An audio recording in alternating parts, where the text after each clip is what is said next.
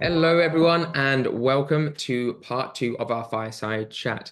As a quick recap, in part one, we covered the cyber and intelligence courses that Denise has done. And now we're going to focus on certifications. Just for those of you who didn't join for part one, I'm Josh. I work on Feedly's client team. And joining me today is Denise, who's a colleague of mine and has been working with us at Feedly for about a year now. Today, we're going to start with a different get to know you question so that we can warm ourselves up. Now, Denise, last time I asked you about the book you're reading at the moment. This time, I want to ask you, what's the best app you've used recently? Okay, so if we exclude the gym app that I've just downloaded, before that, I've downloaded Mimo, Mimo? which is Mimo, it's like the Duolingo for programming. So you can take short programming courses, even just for a few minutes, whilst you're on the train or at the park. And you can take those short courses where you can practice some of the basic programming logic. Hmm, And it works really well to keep your mind sharp in the morning on your way to work and just do some programming logic on the go. that's cool. I've never actually come across that one before. Is that Mimo like Mino? Mimo. Mimo. Okay, wicked. I just became like super fancy and I upgraded my Duolingo to Duolingo Max. So no Ooh. more annoying ads, but now a lot more notifications that I am losing my streaks continuously. Yeah, I haven't actually used Duolingo a lot, but I've heard that it's very aggressive with your learning. It's super, uh, yeah, I think maybe I get like 3 or 4 notifications a day to like get back on the app. And I'm like this close to removing them completely. Um, Yeah, just disable that. Definitely. At some point, we'll see. Like it's kind of like medicine. I know it's good for me. I just should bear it. Right, let's talk about cybersecurity certifications. Which certifications have you done? So far, I've done Jack and ITIL. Okay, let's start with Jack. Mhm. JACK. JIAC. I'm just joking. Okay, so like, oh my God, this guy's a moron. Right, let's talk about the GIAC. So there's a lot of certifications on offer. What made you choose the GIAC over other ones, recognizing that there is an opportunity cost? It's primarily I've done the Jack because as I mentioned in part one of the series, I've completed the 4578 Cyber Threat Intelligence SANS course, Mhm. and that course is structured and designated for the completion of the Jack Threat Intelligence certification, and that's primarily why I went for it.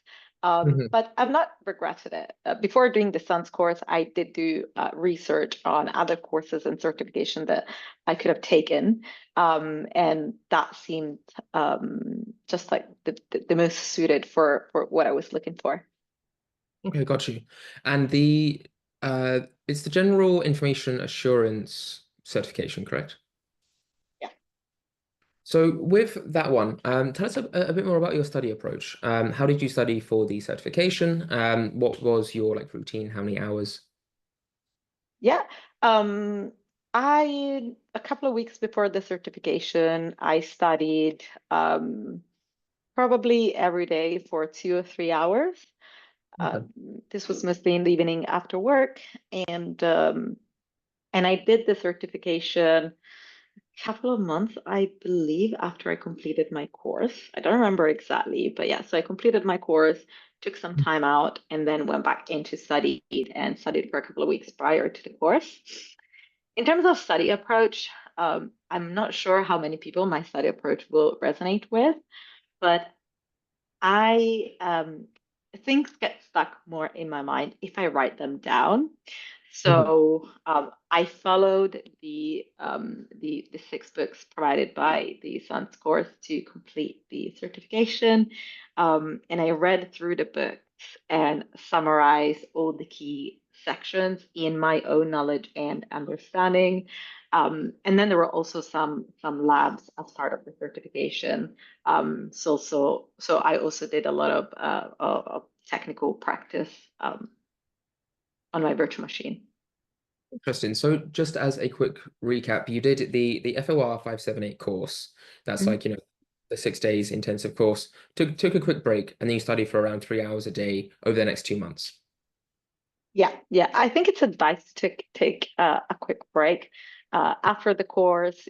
Uh, I was very excited as soon as I finished my course, and I couldn't wait to do the certification. But I think it's also good to take a break, clear your mind, and then go back into it.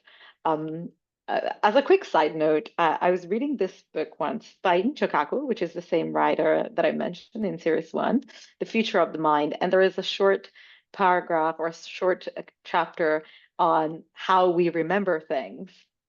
And when you remember something that happened 10 years ago, you remember, you don't actually remember the event from 10 years ago, but you remember what you remembered every single time that you thought of that event. Mm. And so it's always good to continuously remember things or study things, take breaks, and then go back to it, and you'll remember how you remembered it last time. I don't know if this makes sense, but I think it really reflected in taking a break from my studies and then going back to it. Oh, 100%. No, that does resonate. I was looking at the process around like studying and memory, and the difference between short-term and like long-term memory, or like working capacity memory and long-term memory, and how Mhm, in order to commit something to your long-term memory, you need to sleep. Like that's when that processing happens. So when it comes to mhm, studying certifications, it's so important to not cram, because you need to give your body and brain a chance to actually take that information from your working memory capacity, transfer it over into your long-term memory capacity, making cramming a lot more like error prone.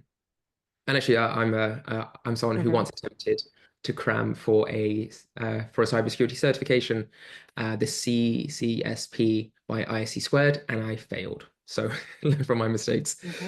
Mhm. Speaking Oh, of learning from mistakes, any tips on passing the exam? And please don't breach any of the confidentiality NDA type requirements. But any like general tips on what helped you pass the exam?